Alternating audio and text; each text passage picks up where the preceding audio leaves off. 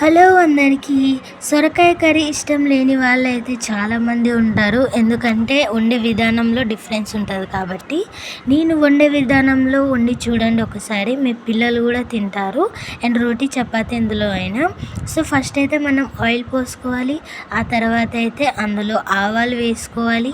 ఆ తర్వాత ఒక ఉల్లిగడ్డ వేసుకొని మంచిగా కలిపేసుకోవాలి.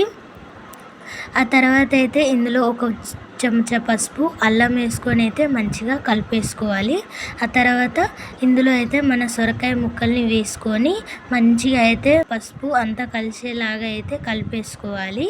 అందులో ఉప్పు వేసుకొని అయితే మంచిగా కలుపుకొని కొద్దిసేపు ఉంచుకోవాలి.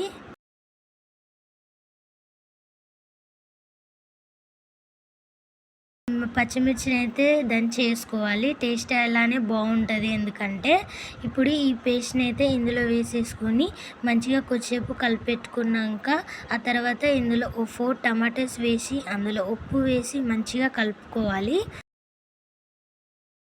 చూడండి టమాటాలు వేయంగానే ఎలా వచ్చిందో గుజ్జుగా. ఇందులో అయితే మన కొత్తిమీరతోని గార్నిష్ వేసుకుంటే ఆ తర్వాత అయిపోయిద్దండి. ఎలాంటి మసాలా లేదా కారం పొడి వేయడానికి అవసరం లేదు. దీన్ని రైస్ అండ్ చపాతీతో తినొచ్చు.